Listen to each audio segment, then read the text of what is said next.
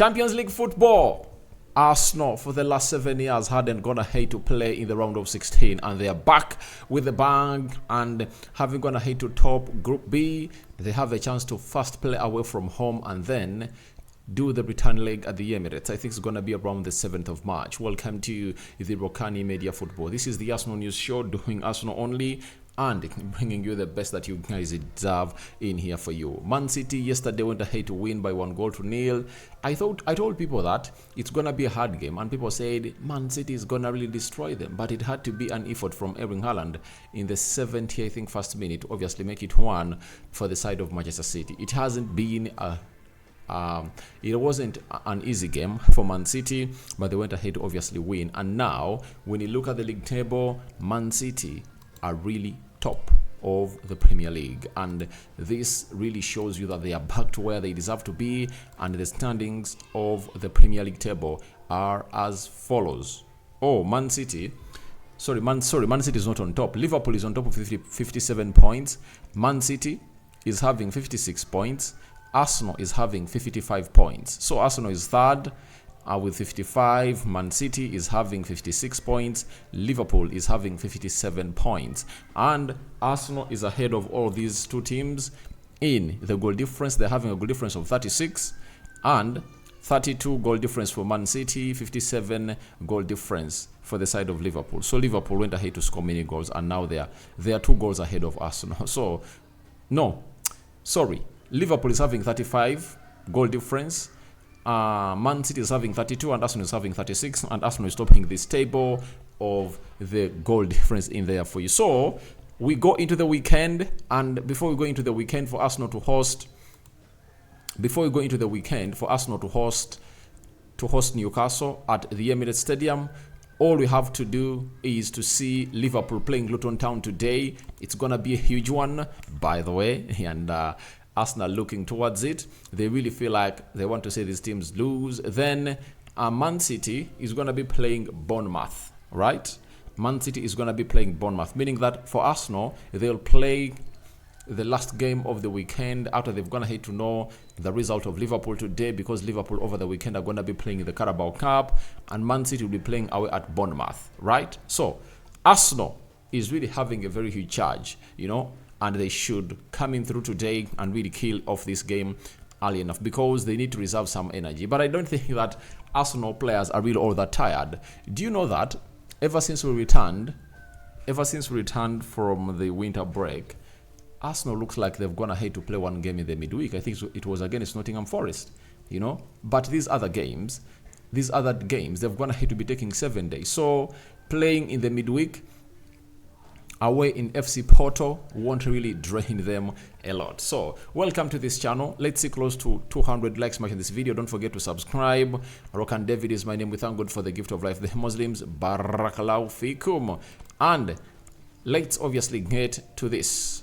Arteta was asked on what he has learned from being in the Champions League so far. He said, learning like every day in the job. When you don't have experience, try to use all people's experiences. Make sure you feel your gut as well, because that's really important. Make sure you prepare well and work hard, and make sure that you've done all the bits that you need to do to make the right calls and the right decisions.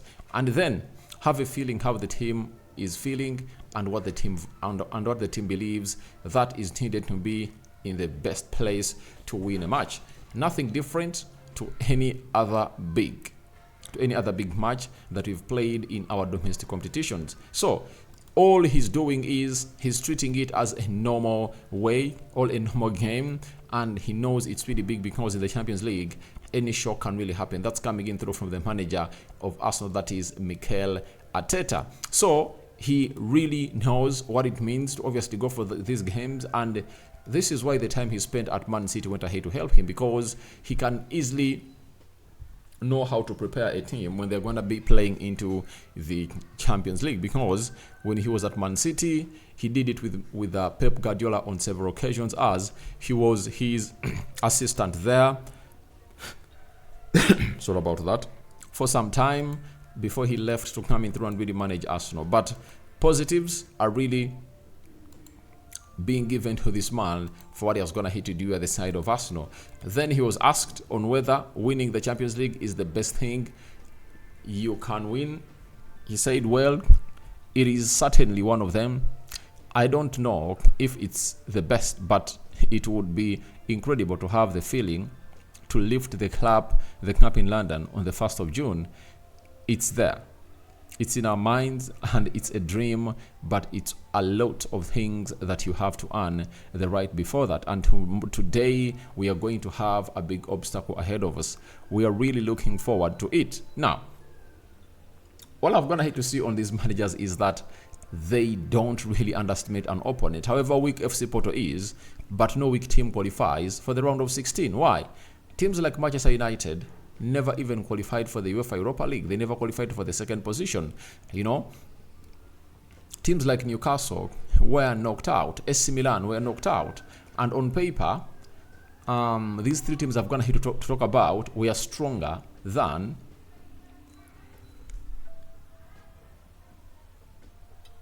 FC Porto. So you don't have to underestimate any opponent. And he also knows that the Champions League final is going to be played, I think, on the 31st of May.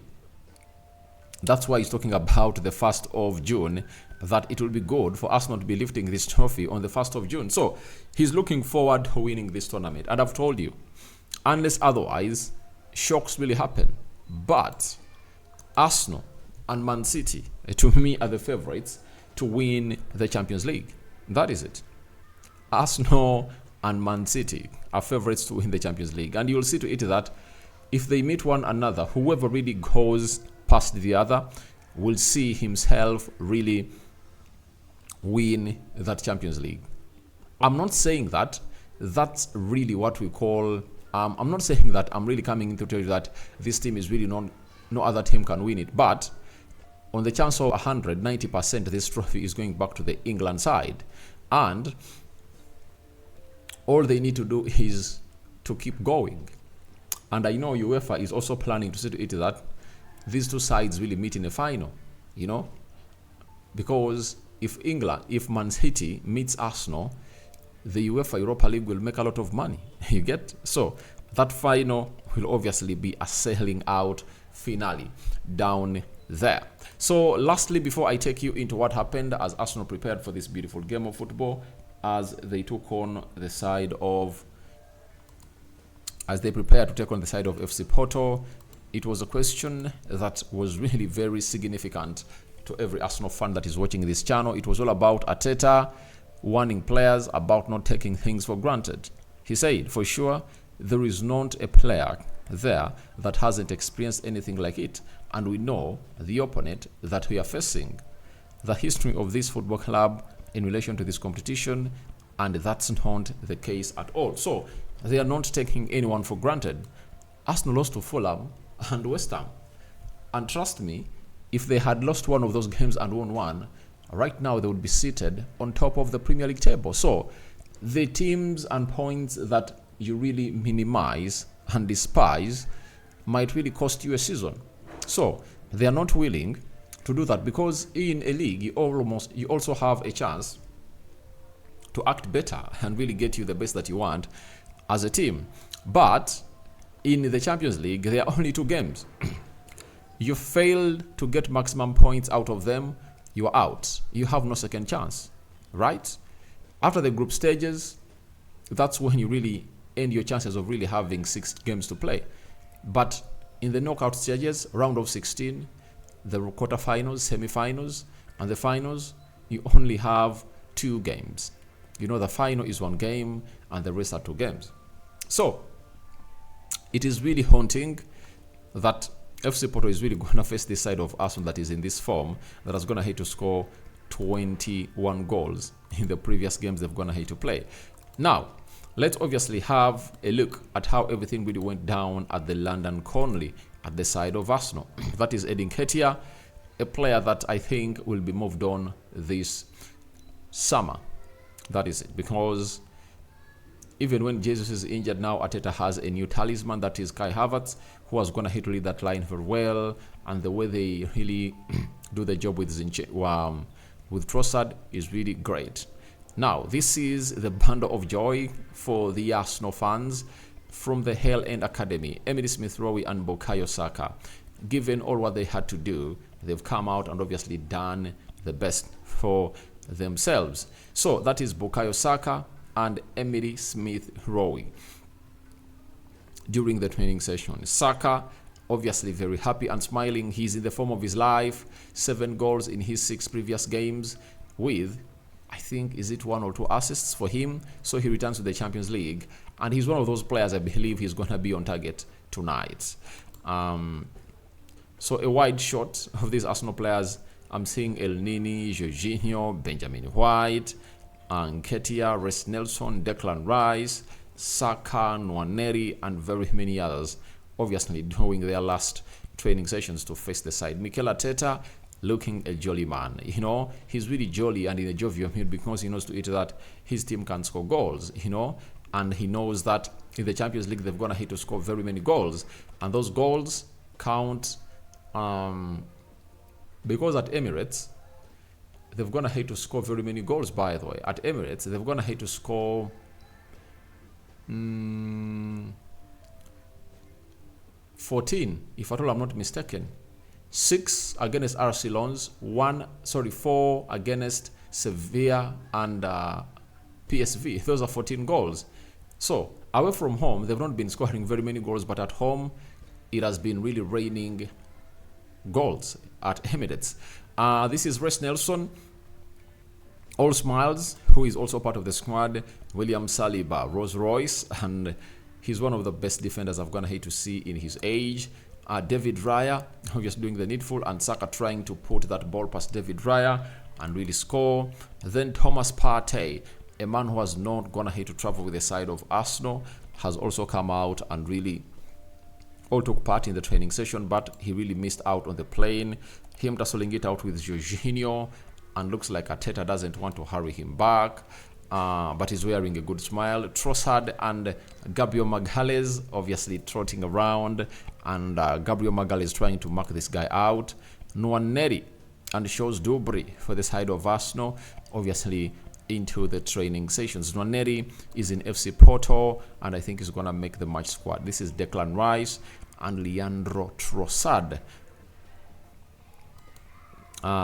Saka, obviously unleashing his magic and trying to do the needful.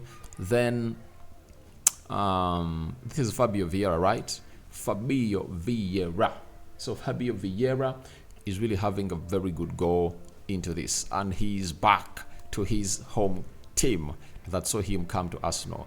Aaron Ramsdale, not looking a happy man, and obviously one will ask you, is there anything to make him happy? I will tell you no. Why? Because he's really one of those that is going to hate to obviously face it rough at Arsenal.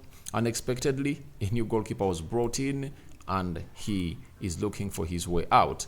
Odegaard, captain, fantastic. Also, having gone ahead to assist 3 and score 1 in the previous 2 games for Arsenal. Fired up for this. They are really willing to make history.